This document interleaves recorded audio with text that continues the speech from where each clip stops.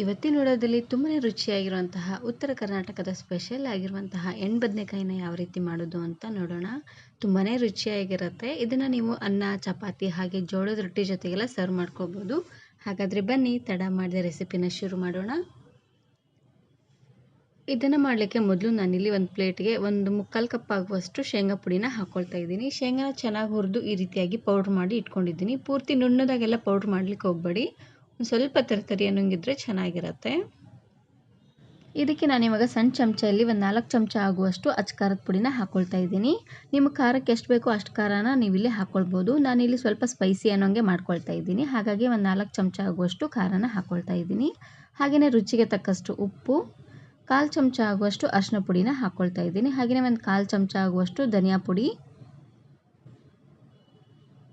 ಹಾಗೆಯೇ ಇದ್ರ ಜೊತೆಗೆ ಸಣ್ಣದಾಗಿ ಕಟ್ ಮಾಡಿರುವಂತಹ ಕರಿಬೇವು ಸೊಪ್ಪು ಹಾಗೆಯೇ ಕೊತ್ತಂಬರಿ ಸೊಪ್ಪು ಎರಡನ್ನೂ ಹಾಕ್ಕೊಳ್ತಾ ಇದ್ದೀನಿ. ಲಾಸ್ಟಲ್ಲಿ ಇದಕ್ಕೆ ಸ್ವಲ್ಪ ಎಣ್ಣೆನ ಹಾಕ್ಕೊಳ್ತಾ ಇದ್ದೀನಿ. ಎಣ್ಣೆನ ಸ್ವಲ್ಪ ಜಾಸ್ತಿ ಅನ್ನೋಂಗೆ ಹಾಕ್ಕೊಳ್ಬೇಕು. ಎಣ್ಣೆ ಬದನೆಕಾಯಿಗೆ ಸ್ವಲ್ಪ ಎಣ್ಣೆ ಜಾಸ್ತಿ ಇದ್ದರೆ ಚೆನ್ನಾಗಿರುತ್ತೆ. ಶೇಂಗಾ ಪುಡಿನೇ ಪೂರ್ತಿಯಾಗಿ ಎಣ್ಣೆಲೆ ಕಲಿಸ್ಕೊಳ್ಬೇಕು. ಹಾಗಾಗಿ ನಾನು ಸ್ವಲ್ಪ ಎಣ್ಣೆನ ಜಾಸ್ತಿ ಅನ್ನೋಂಗೆ ಹಾಕ್ಕೊಳ್ತಾ ಇದ್ದೀನಿ. ಇದಕ್ಕೆ ನಾನಿವಾಗ 1 ಚಮಚ ಆಗುವಷ್ಟು ಜೀರಿಗೆನ ಹಾಕ್ಕೊಳ್ತಾ ಇದ್ದೀನಿ. ಎಲ್ಲವನ್ನು ಹಾಕಿದ ಮೇಲೆ ಇವಾಗ ಒಂದಕ್ಕೊಂದು ಚೆನ್ನಾಗಿ ಬೆರೆಯೋ ರೀತಿ ಇದನ್ನು ಮಿಕ್ಸ್ ಮಾಡ್ಕೊಳ್ತಾನೆ ತಗೊಳ್ಬೇಕು. ನಾನು ಇದೇ ರೀತಿ ಬಹಳಷ್ಟು ಬದನೆಕಾಯಿ ರೆಸಿಪೀಸ್ನ ಮಾಡಿದ್ದೀನಿ. ವಿಡಿಯೋ ನೋಡಿಲ್ಲ ಅಂದರೆ ಈ ವಿಡಿಯೋ ಕೊನೆಯಲ್ಲಿ ಹಾಕಿರ್ತೀನಿ, ನೋಡಿ ಚೆಕ್ ಮಾಡಿ.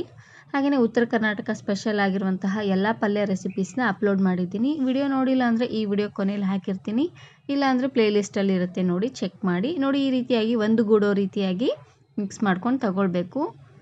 ಇದು ಪೂರ್ತಿ ಉದುದ್ರಾಗಿದೆ ಅಂದರೆ ಇನ್ನು ಸ್ವಲ್ಪ ಎಣ್ಣೆ ಹಾಕ್ಕೊಂಡು ಇದನ್ನು ಈ ರೀತಿಯಾಗಿ ಒಂದು ಗೂಡೋ ಥರ ಕಲಿಸ್ಕೊಂಡು ತಗೊಳ್ಳಿ. ಇವಾಗ ನಾನಿಲ್ಲಿ ಬದನೆಕಾಯಿನ ಪ್ಲಸ್ ಆಕಾರದಲ್ಲಿ ಕಟ್ ಮಾಡಿ ನೀರಲ್ಲಿ ಹಾಕಿಟ್ಟಿದ್ದೆ. ಈ ರೀತಿ ಹಾಕಿಡೋದ್ರಿಂದ ಬದನೆಕಾಯಿ ಕಪ್ಪ ಆಗೋದಿಲ್ಲ. ಇವಾಗ ನೋಡ್ತಾ ಇದ್ರಲ್ವ, ಈ ರೀತಿಯಾಗಿ ಪ್ಲಸ್ ಆಕಾರದಲ್ಲೇ ಕಟ್ ಮಾಡ್ಕೊಂಡು ತಗೊಳ್ಬೇಕು. ಇವಾಗ ನಾನಿಲ್ಲಿ ಇದಕ್ಕೆ ಶೇಂಗಾ ಪುಡಿನ ತುಂಬ್ಕೊಳ್ತಾ ಇದ್ದೀನಿ. ಶೇಂಗಾ ಪುಡಿ ಮಸಾಲಾನ ಸ್ವಲ್ಪ ಜಾಸ್ತಿ ಅನ್ನೋಂಗೆ ಹಾಕ್ಕೊಳ್ಬೇಕು. ಬದನೆಕಾಯಿ ಬೇಯುವಾಗ ಅರ್ಧ ಹೋಗೇ ಬಿಟ್ಟಿರುತ್ತೆ. ಹಾಗಾಗಿ ಬದನೆಕಾಯಿನ ಕಟ್ ಮಾಡುವಾಗ ಚೆನ್ನಾಗಿ ಈ ರೀತಿಯಾಗಿ ನೋಡಿಕೊಂಡು ಕಟ್ ಮಾಡ್ಕೊಳ್ಳಿ. ಒಂದೊಂದೆಲ್ಲ ಹುಳ ಇರುತ್ತೆ. ಹಾಗಾಗಿ ಆದಷ್ಟು ಈ ರೀತಿಯಾಗಿ ಹಸಿರಾಗಿರುವಂಥ ಬದನೆಕಾಯಿನ ತಗೊಳ್ಳಿ, ಚೆನ್ನಾಗಿರುತ್ತೆ. ನೋಡಿ ಇದೇ ರೀತಿಯಾಗಿ ಸ್ವಲ್ಪ ಜಾಸ್ತಿ ಅನ್ನೋಂಗೆ ಇದನ್ನು ತುಂಬ್ಕೊಂಡು ತಗೊಳ್ಬೇಕು. ಇದೇ ರೀತಿ ಎಲ್ಲ ಬದನೆಕಾಯಿನೂ ತುಂಬ್ಕೊಂಡು ತಗೊಳ್ಳಿ. ಇವಾಗ ನಾನಿಲ್ಲಿ ಒಂದು ಪ್ಯಾನ್ಗೆ ಎಲ್ಲ ಬದನೆಕಾಯಿನೂ ಹಾಕ್ಕೊಳ್ತಾ ಇದ್ದೀನಿ. ಎಲ್ಲ ಬದನೆಕಾಯಿಗೂ ತುಂಬ ಆದಮೇಲೆ ಇನ್ನು ಸ್ವಲ್ಪ ಶೇಂಗಾ ಪುಡಿ ಉಳ್ಕೊಂಡಿತ್ತು. ಹಾಗಾಗಿ ಅದನ್ನು ಸಹ ಇದಕ್ಕೆ ಹಾಕ್ಕೊಂಡು ಬೇಯಿಸ್ಕೊಳ್ತಾ ಇದ್ದೀನಿ.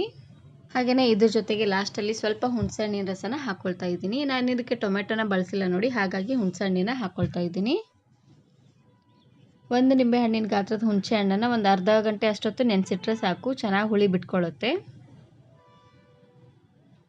ಈ ಬದನೆಕಾಯಿಗೆ ಉಪ್ಪು, ಹುಳಿ, ಖಾರ ಸ್ವಲ್ಪ ಮುಂದಿದ್ರೆ ಚೆನ್ನಾಗಿರುತ್ತೆ. ಸ್ವಲ್ಪ ಜಾಸ್ತಿ ಅನ್ನೋಂಗೆ ಉಪ್ಪು, ಖಾರ, ಹುಳಿನ ಹಾಕ್ಕೊಳ್ಬೇಕು. ಇವಾಗ ನಾನಿಲ್ಲಿ ಬದನೆಕಾಯಿ ಬೇಯಲಿಕ್ಕೆ ಅಂತ 1 ಗ್ಲಾಸ್ ಆಗುವಷ್ಟು ನೀರನ್ನು ಹಾಕ್ಕೊಳ್ತಾ ಇದ್ದೀನಿ.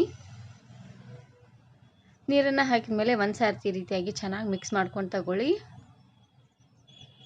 ಇವಾಗ ಉರಿನ ಆದಷ್ಟು ಮೀಡಿಯಂ ಫ್ಲೇಮ್ನಲ್ಲೇ ಇಟ್ಟು ಇದನ್ನು ಚೆನ್ನಾಗಿ ಬೇಯಿಸ್ಕೊಂಡು ತಗೊಳ್ಬೇಕು. ಪೂರ್ತಿ ಹೈ ಫ್ಲೇಮ್ನಲ್ಲಿ ಇಟ್ಬಿಟ್ರೆ ಶೇಂಗಾ ಪುಡಿ ಹಾಕಿರೋದ್ರಿಂದ ಬೇಗ ಒತ್ತೋದಂಗೆ ಆಗಿಬಿಡುತ್ತೆ. ಹಾಗಾಗಿ ಇವಾಗ ನೋಡ್ತಾ ಇರ್ಬೋದು, ಚೆನ್ನಾಗಿ ಕುದಿ ಬರ್ತಾ ಇದೆ.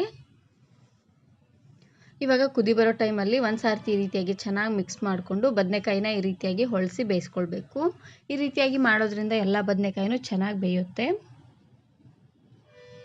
ಬದನೆಕಾಯಿನ ಪೂರ್ತಿ ಹಣ್ಣಾಗೆಲ್ಲ ಮಾಡ್ಲಿಕ್ಕೆ ಹೋಗ್ಬೇಡಿ, ಸ್ವಲ್ಪ ಮೀಡಿಯಮ್ ಆಗಿ ಬೆಂದರೆ ಸಾಕು. ಪೂರ್ತಿ ಮೆತ್ತಗೆಲ್ಲ ಮಾಡಿದ್ರೆ ಚೆನ್ನಾಗಿರೋದಿಲ್ಲ.